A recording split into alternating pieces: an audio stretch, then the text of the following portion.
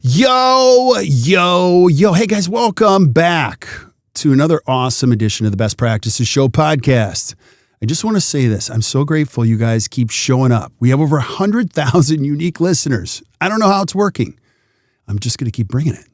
And our goal with this podcast is I hope you get some good stuff, like some usable stuff that'll help you improve your practice and your life. And it's Monday.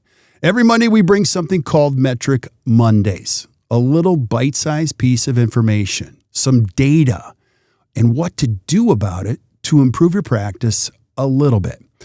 Do you know there's a metric that shows us how many patients are truly connected to your practice?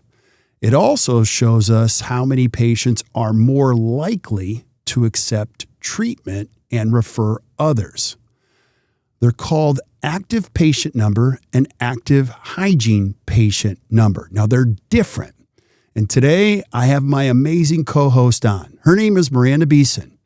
She shows us what it measures, how they impact the practice, and what to do about it. So please listen up. Hope you guys enjoy this, and we'll see you soon.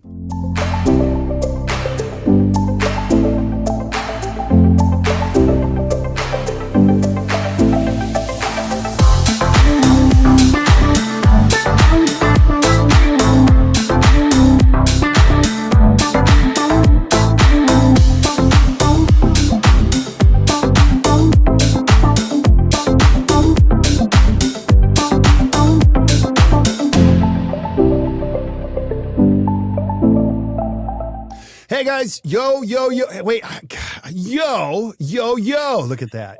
Welcome back to another awesome edition of the Best Practices Show podcast. Miranda and I are just Monday or something. It must be Monday. I'm having way too much fun. This is good stuff. So, hey, thank you guys for tuning in to another amazing episode of the Best Practices Show podcast. I don't know if you can tell, but I love doing this stuff, and I love the people that I get to work with because it's really cool stuff. And you know what it is? It's Monday. So if you are listening to the podcast on a regular basis, you know we do a segment called Metric Mondays. Now, we've gotten a ton of feedback from people saying we love this. It's short. I don't know if I should take that in a positive way or a negative way, but I'll take it positively. It's a short little bite-sized piece of information that we're giving you at the beginning of the week so that you can use it. Something that'll make an impact on your practice right away and give you a better practice and a better life. And I have my co-host. She's an amazing coach, great friend, unbelievable thinker, Miranda Beeson. And Miranda, where are we going today? Today, we're going to be talking about active patients and active hygiene patients and helping the listeners to understand the difference between these two metrics and how they impact their practice. Okay, what does it measure? Like, walk us through that. Well, active patients is one that most people have probably paid attention to over time. And so that's just the total number of unique patients who've had any type of visit, hygiene, emergency, limited exam, restorative, any type of visit within the past 18 months. Now, some people might question 12 months, 18 months, 24 months. You do want to look at your practice management software or your analytics platform to see what that measure of time is around active patients. But for us, we work within an 18-month time frame. The industry in general does. And then our clients who are working with, say, dental intel, everything's measured in that 18-month window to be considered active. So this is your entire pool of engaged patients who consider your office their dental home. Now, on the other side of that is active hygiene patients. Now, your active hygiene patients are a part of that active patient count, but this is how many unique patients have been in for a hygiene-specific visit that's preventative or periodontal maintenance of some sort in the past 18 months. So again, it's a subset of your active patient base, but it's one of the most important ones to track because it's telling us how many of those patients are consistently tethered to our practice. So that's really the difference between the two. Active patient count's what we often pay the most attention to, but it is really important to also dig a little deeper, get a little more granular, and look at how many of those active patients would be considered active hygiene patients having had a hygiene visit within the past 18 months. Yeah, so let's go a little bit deeper. I love the metrics on this. So if I'm a solo GP, I need like 5,000 of these, right? Oh, yeah. No. Unless you want to like I'm work, joking. 18 hours a day and be burnout within 3 years. No, Right. no, no. So here's what the active patient count tells you. It's how many patients are connected to your practice, right? So a benchmark for one full-time equivalent provider would be somewhere between 12 and 1,500 active patients. Now, there's going to be some variation on that model. I actually just did a podcast with Dental Intelligence just a couple days ago, and we were talking about this and how the active patient count, and especially how many new patients you might need to be bringing into that count, is going to matter, depend on if you have a high volume, low profit practice or a low volume, high profit practice. So if your annual patient value is $1,000 per patient, you're not going to need as many active patients to hit 1.5 million. Maybe you only need, 1,500. But if you're at $500 per patient as an APV, you're going to need twice as many to get to that same 1.5 million. So to some degree, that 12 to 1,500 is a general benchmark, and you just need to look at the specifics of your practice to get tailored more to what you specifically need.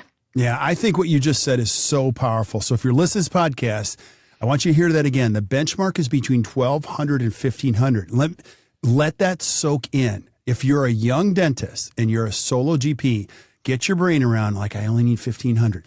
What if you spent the next 3 decades really identifying the right type of patient for your practice, and you let the ones that you didn't think were the right fit, and you consistently built that patient base? You're going to lose 17 to 19% of them for displacement. They're going to pass away, move away, things like that. So you and your team, this is a metric that if you get locked in, you can create an amazing practice. Now, you can take that number and extrapolate it based on the number of providers. Let's say you have 3 dentists. So you can take the same number, and you can even go a little bit further. I know we're going to talk about hygiene, but like a good full-time hygienist can only see 750 patients a year. So if you're a dentist practicing by yourself and you have 2 hygienists, so 1,500 and then 750 and 750, you now know what you need to do, and you can grow your APV, you grow your skills, you have the right patients, you have an amazing practice. I can't tell you the number of practices we work with that are amazing, and they have no idea how many active patients they have,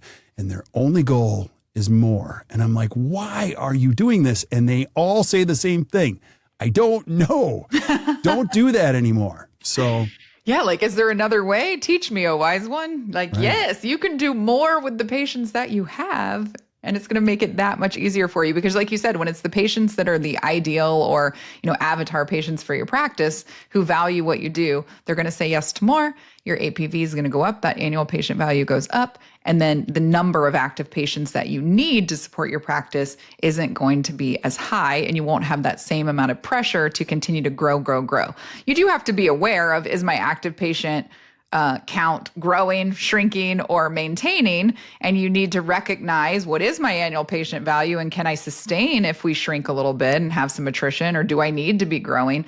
But the most important part is that just look at the general number. If you're just starting from scratch, just, hey, am I somewhere between 12 and 1,500 per full-time provider? That's the general benchmark that you're looking at.